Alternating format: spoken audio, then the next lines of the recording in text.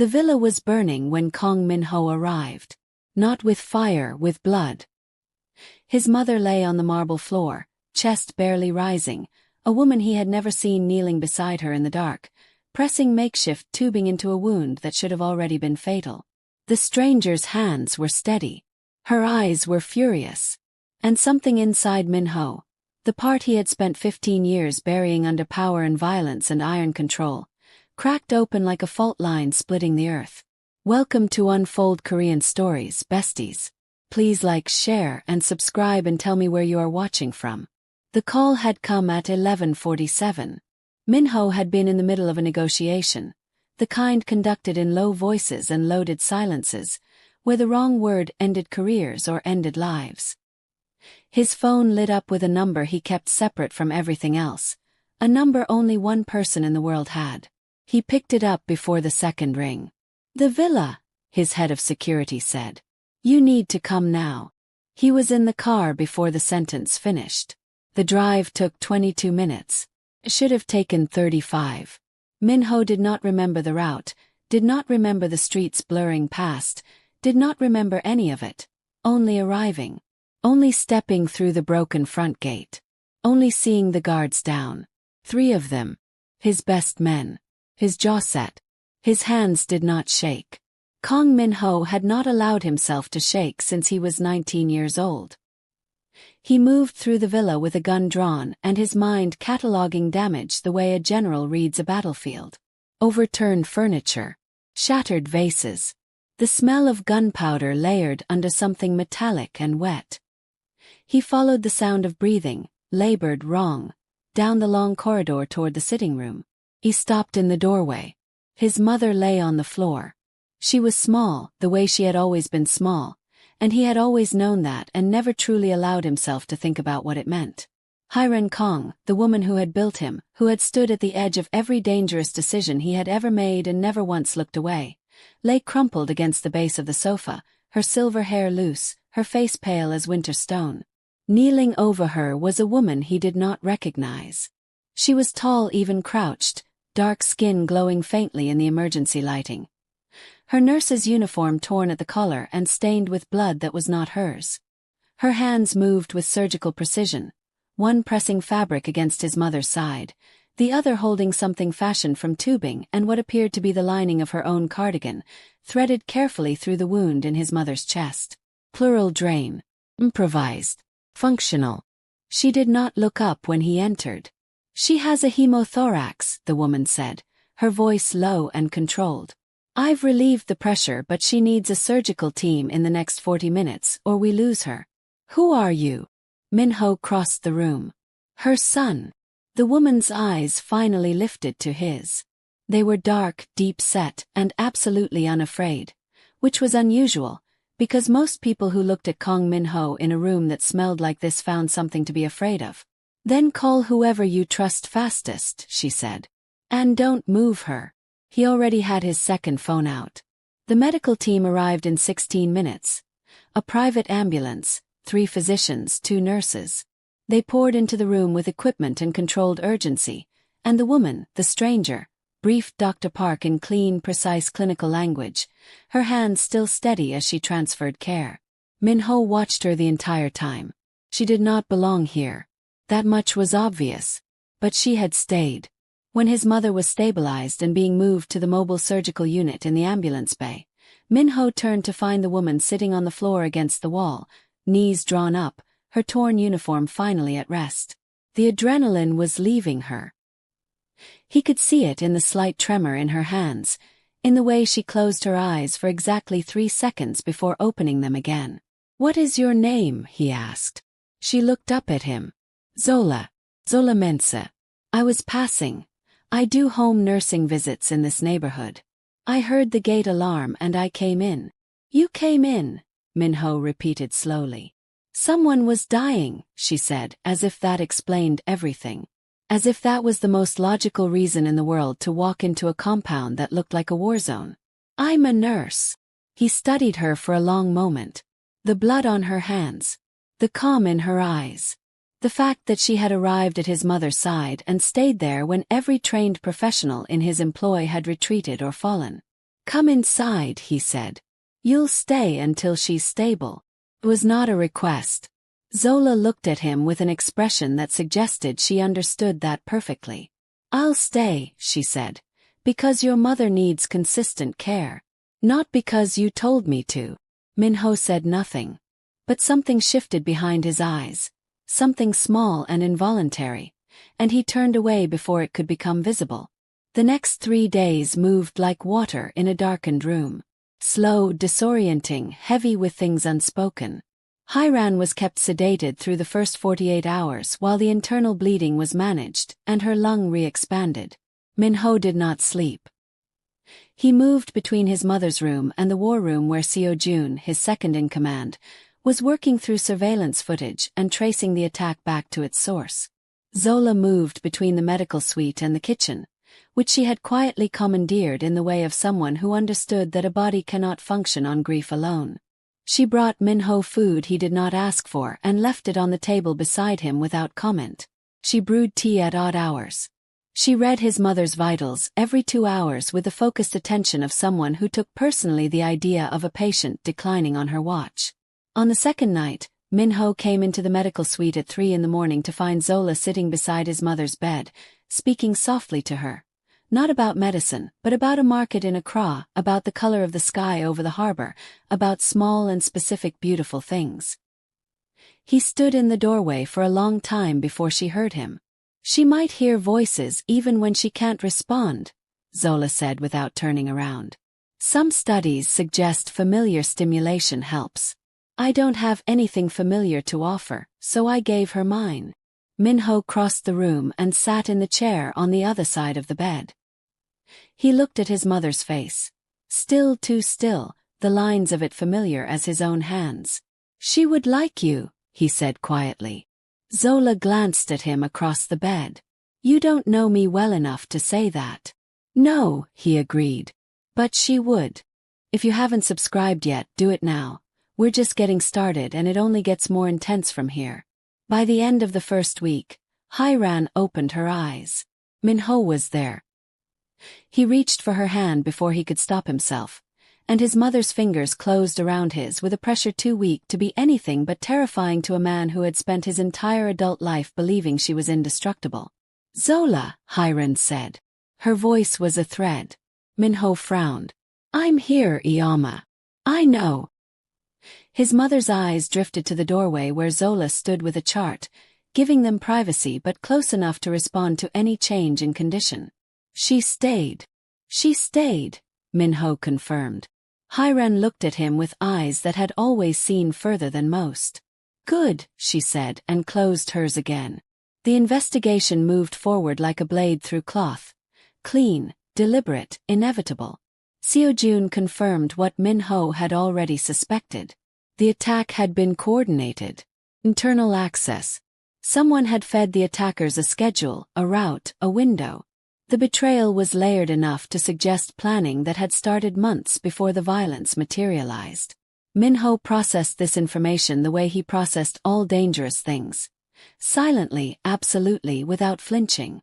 What he had not anticipated was Zola walking into his office at 9 in the evening on day 12 to tell him that one of his men, a young soldier named Byun who had been shot during the initial breach and was being treated quietly in the basement medical room, had developed a tension pneumothorax, and that if he did not authorize her to operate immediately, the man would be dead within the hour.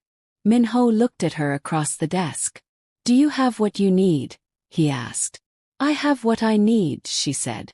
"I need you to know it's happening so you don't send someone in to stop me." He stood.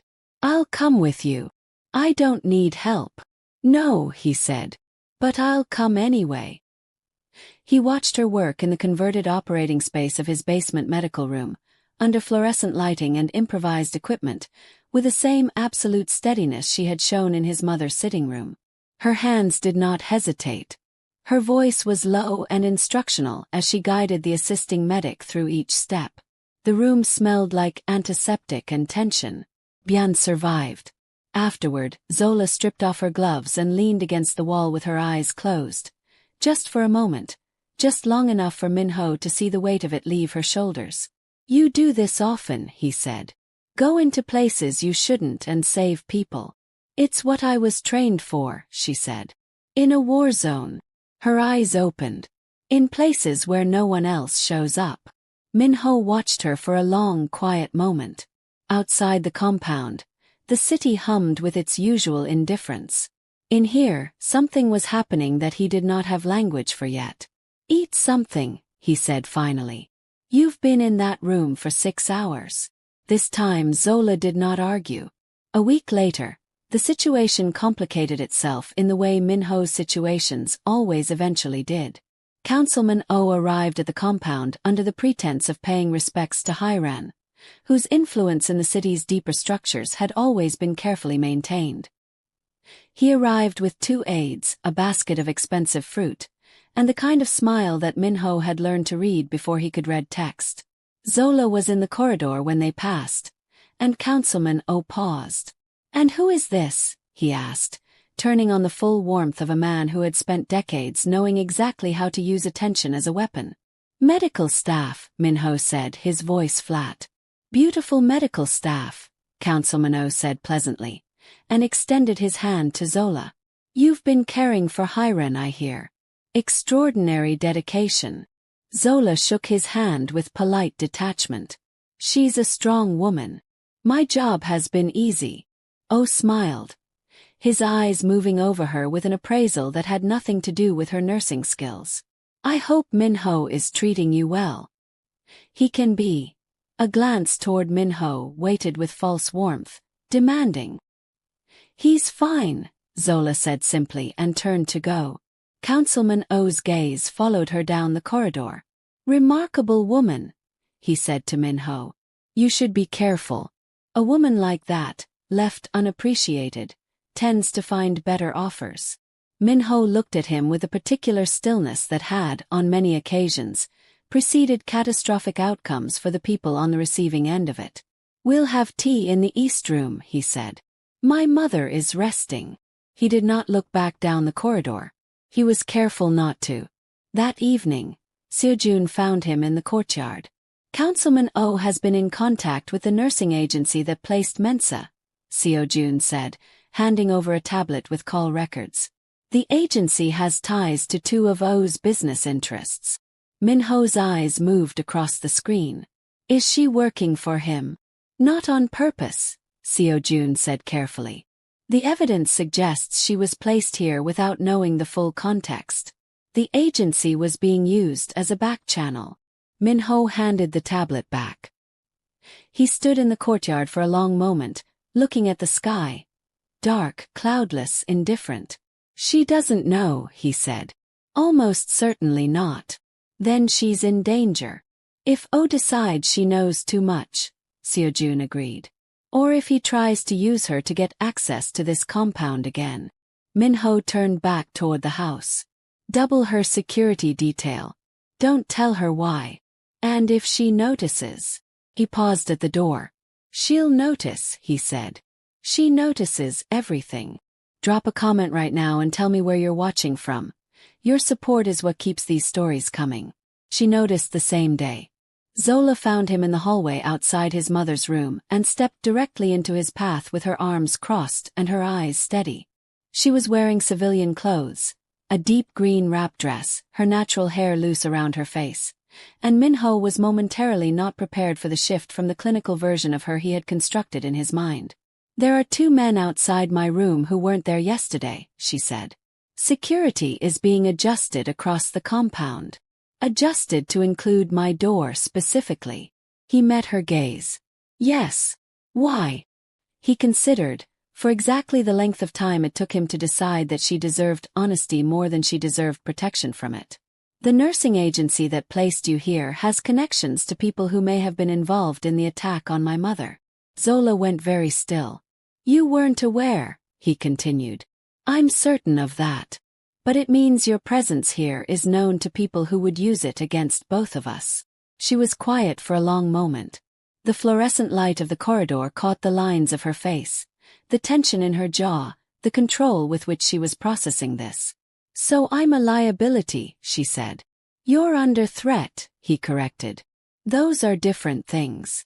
She looked at him, really looked at him, the way she had in the first moments in his mother's sitting room, direct and unafraid and unbothered by what looking at him clearly cost most people.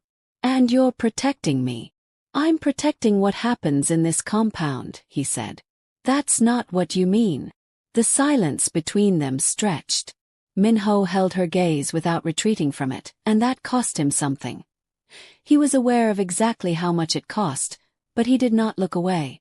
"No," he said finally. "That's not what I mean." The gala came 3 weeks into Hiran's recovery.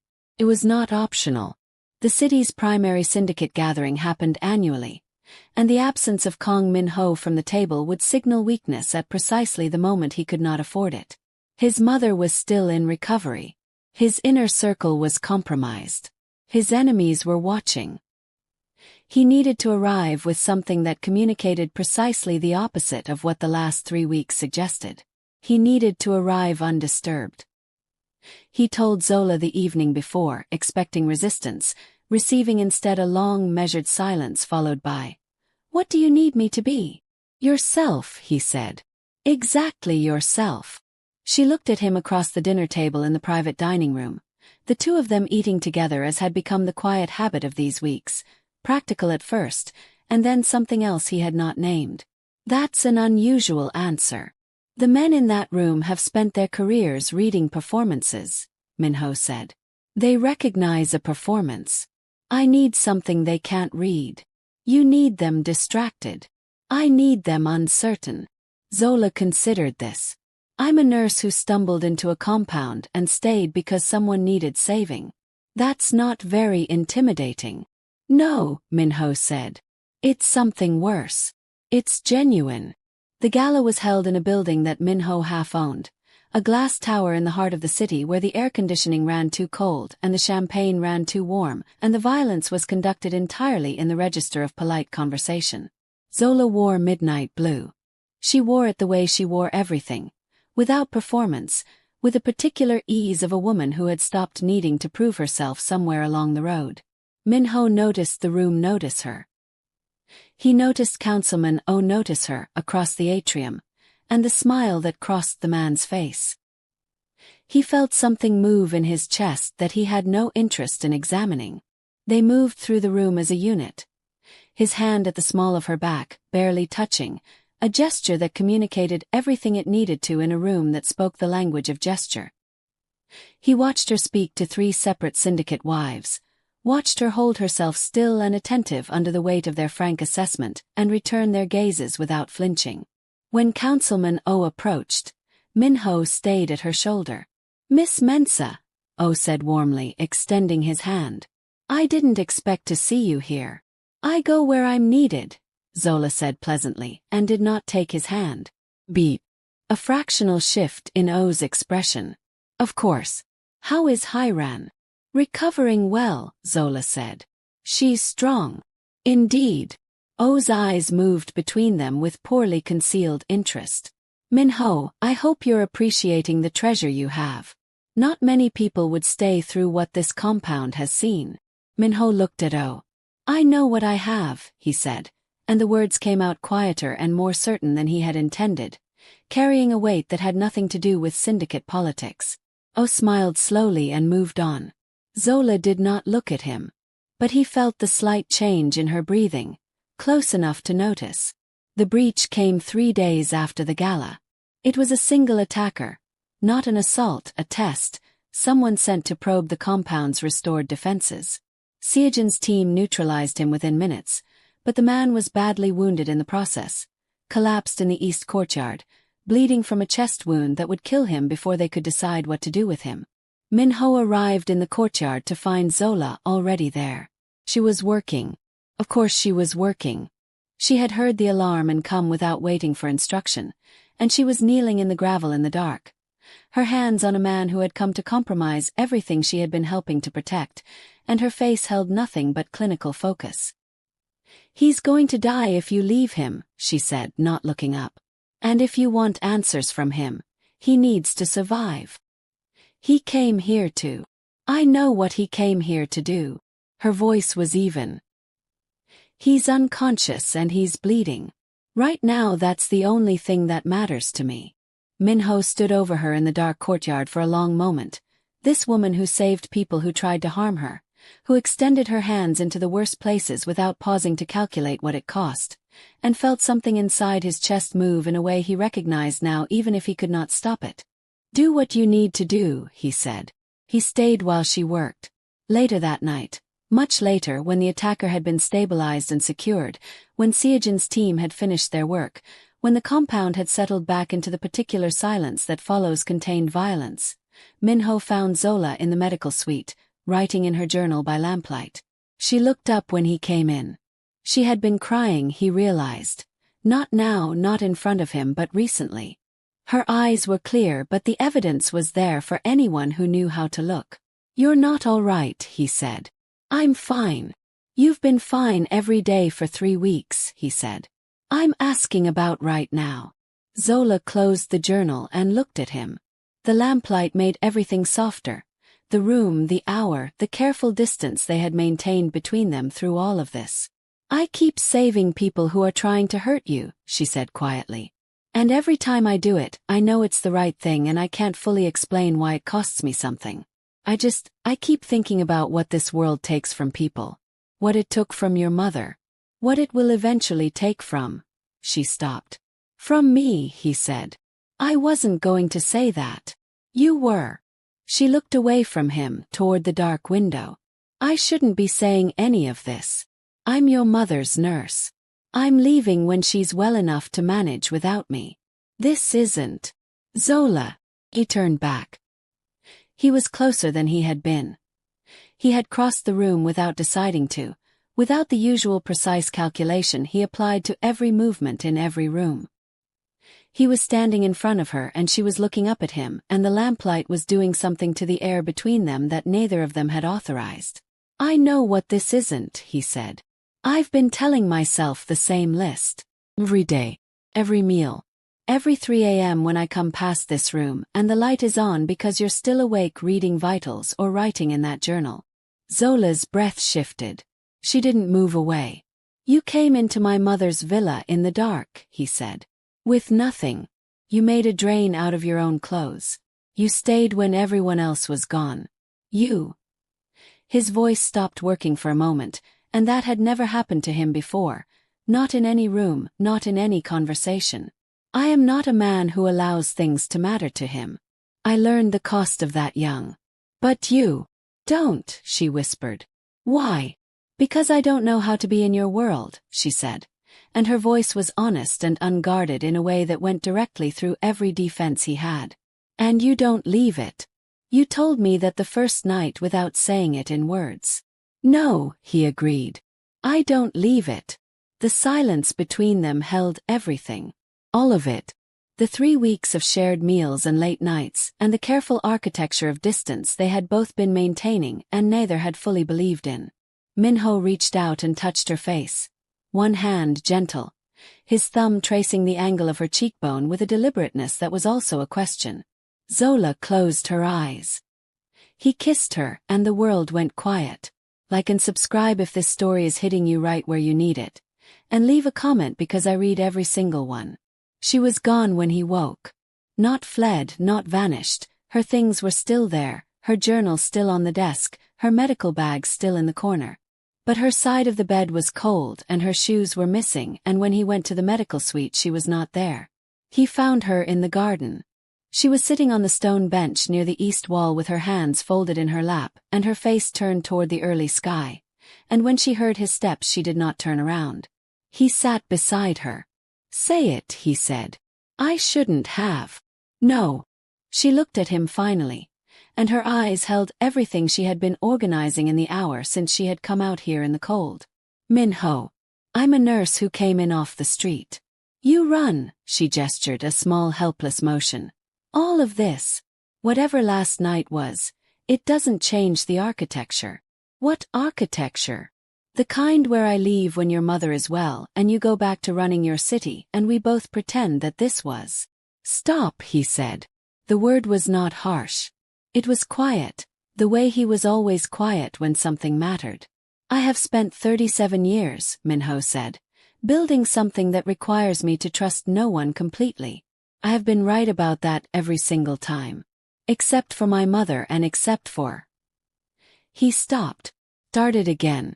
I don't do this. I don't sit in gardens before sunrise and ask people to stay. I don't. Another stop. I am asking you to stay. Zola looked at him for a long moment. Why? Because you make it survivable, he said simply. Not the danger. Not the work. Being the person I have to be, you make it survivable. And I have no idea what to do with that except to tell you. She was quiet for what felt like a very long time. A bird crossed the wall above them, silent and small. The sky was changing color. Your world is going to keep coming for us, she said. Yes. People are going to keep getting hurt because of proximity to you. Yes. And you're still asking. Yes, he said. I am. The answer to where the attack had come from arrived 4 days later. And it arrived in a way none of them had prepared for. Hiran, sitting up in her bed for the first time, lucid and recovered enough to be herself again. Fully formidable herself, looked at her son and told him the truth. I arranged it, she said. The room went very still. Not the violence, she added before Min-ho could find words. I did not intend what happened to me. The intention was a controlled test of the compound security and your response time. The men I hired went further than instructed. You almost died, Min-ho said. His voice was quiet in the way that meant something structural in him was trying not to break. Yes, Hiran agreed. I miscalculated. I am not often wrong. I was wrong about this. She looked at him steadily. But what the event revealed was not wrong. You came for me. Kyojun came. And a woman who had no obligation to anyone in this family stayed on the floor of my sitting room and kept me alive with her own hands. Silence. She stayed, Hiran said again, with the weight of someone for whom that word carries everything. In my life, Min-ho, very few people have stayed. I needed to know who would. He sat beside his mother's bed for a long time after that, and she let him because she understood what she had put into motion and what it would take him to carry. Councilman O was addressed in the way of Min-ho's world, not with violence, but with its quiet possibility, with a systematic dismantling of every professional structure O had built on borrowed alliances and leveraged access. Within a week, 3 of his business interests were under investigation by authorities whose cooperation Min-ho had cultivated carefully over many years. Called twice. Min-ho did not answer. The nursing agency was investigated separately, its connections mapped and severed. Zola was informed of everything. She sat across from Min-ho in his office with her journal open and listened to all of it, and when he finished she was quiet for a moment and then asked one question. Was there any moment where you thought I might be part of it knowingly? No, he said. She nodded once. Good. Because I would have left. I know. I want to be clear about that. I was clear about it before you were, he said. The morning Hiran walked unassisted through the corridor for the first time, leaning on Zola's arm but walking under her own power. Min-ho stood at the end of the hallway and watched. His mother looked up at him and something passed between them. The language of 37 years of surviving together, of choices made under pressure, of the particular love that exists between people who have held each other through the worst of things. Hiran reached him. She looked at his face, then at Zola's, then back at his. Well, she said simply. Good. A few days later, Seojun brought Min-ho the finalized reports on Viper, the mercenary who had organized the breach and who was now in a holding room in the lower level. The man had been persuaded to full disclosure. Every name, every payment, every instruction. Min-ho read through it in the space of 20 minutes, authorized the appropriate responses, and then set it aside and went to find Zola. She was in the medical suite packing. He stood in the doorway. Your mother is stable, she said, folding her stethoscope into its case with practiced care. She has Dr. Park for follow-up care. She doesn't need me here for the day-to-day. I know. So I should go back. She didn't look at him. Back to the agency. A real one, not a front. Back to my patients. I know, he said again. Zola finally turned. She looked at him across the medical suite with a clear, direct gaze that had looked at him since the first night, Without fear and without pretense, and without any of the softening that people usually offered him. "Say what you came to say," she said quietly. Min-ho crossed the room. He stopped in front of her and he did something he had never done in his life. He put the thing most important to him directly in front of another person without a strategy for how to survive if it was rejected. "I want to build you a hospital," he said. She blinked. "What?" "Not as a transaction. Not as a cage." He held her gaze. "A proper facility. The kind you would run entirely on your own terms. In whatever city you choose. Because what you do, the way you go into the places no one else shows up to, it should have resources. It should be able to reach more people." Zola stared at him. "That's your confession." "No." His voice dropped. "My confession is that I have been alone inside this for a very long time, and I don't want to be alone inside it anymore. My confession is that I think about you when you leave a room. My confession is that you said you don't know how to be in my world, and I have spent the last week trying to figure out how to make my world smaller, quieter, worth staying in." He paused. "The hospital is a beginning if you'll let it be." The silence stretched between them. Zola's medical bag was still in her hands. Then she set it down on the table. "One hospital," she said. "On my terms. Not yours." "Your terms," he agreed. "And you stop thinking I'm going to break every time the compound comes under threat." "Agreed." "And you eat breakfast. You have been skipping breakfast for 3 weeks, and it is medically irresponsible." Something moved in Min-ho's face. Not quite a smile, but its precursor, the thing that happened just before. "Agreed."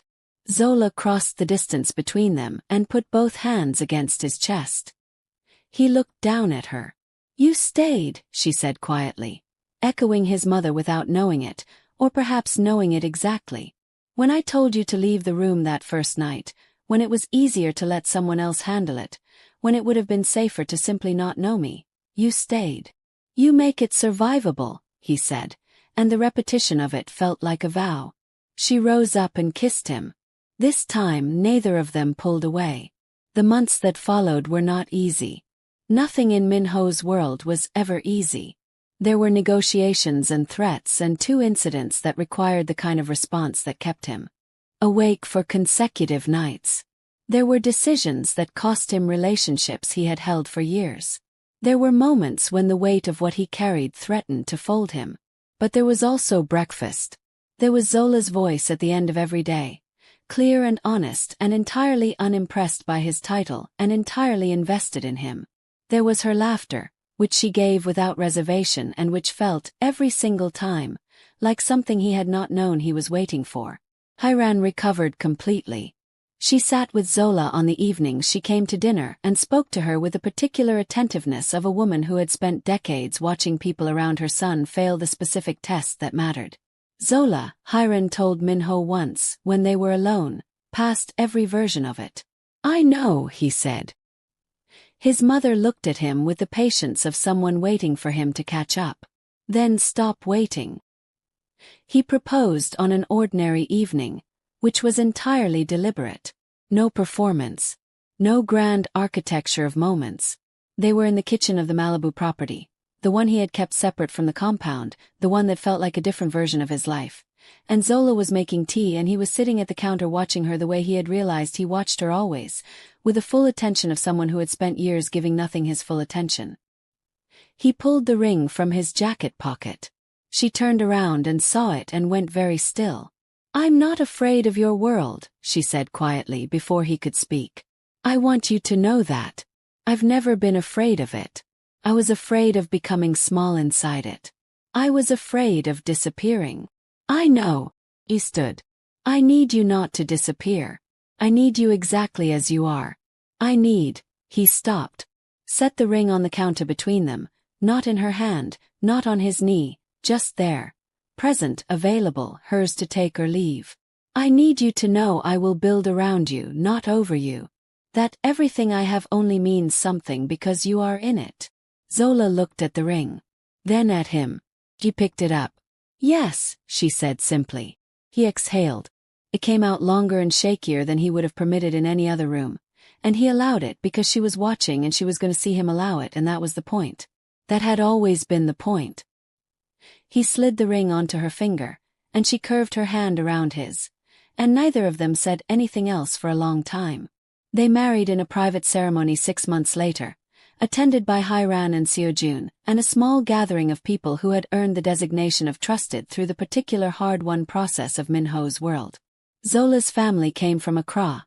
Her mother, 2 aunts, a cousin who cried through the entire ceremony and would not apologize for it. There were flowers everywhere, Hye-ran's insistence, and the air outside smelled like the sea.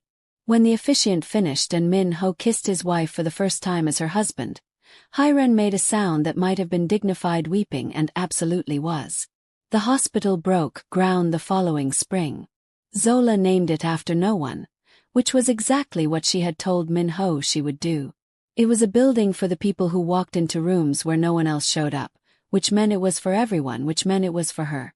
She ran it on her terms, which meant she was there 3 mornings a week and available by phone at every hour, which meant Min-ho had learned exactly how to adjust his own schedule around hers because that was what you did when you loved something that mattered to the world. He was in the hospital the morning she came out of the examination room with a particular expression on her face. Controlled, containing something it could barely hold. He crossed the corridor to her. "Tell me," he said. She looked up at him and the control broke, just slightly, into the softest version of her smile. "We're having a baby," she said. Min-ho stood in the corridor of the hospital she had built and looked at the woman who had knelt in his mother's blood in the dark and stayed, who had always stayed, and felt something shift in his chest that was not cracking this time. It was opening. "Okay," he said. His voice low and unsteady and entirely his. "Okay." She took his face in her hands and looked at him the way she had always looked at him, all the way through, without flinching, without fear. "You're going to be extraordinary at this," she said. He believed her. He was beginning, at last, to believe the things she told him. "Thank you so much for staying until the very end. Zola and Min-ho's story is one I will carry for a long time. If this one moved you, please subscribe to Unfold Korean Stories and drop a comment right now telling me where you are watching from and which moment hit you the hardest. Was it the night in the sitting room? The garden before sunrise? The hospital corridor at the very end? Tell me everything. I read every single comment and your words are what make this channel possible. Like this video, share it with someone who needs a story like this, and I will see you in the next one. Keep believing in love that stays.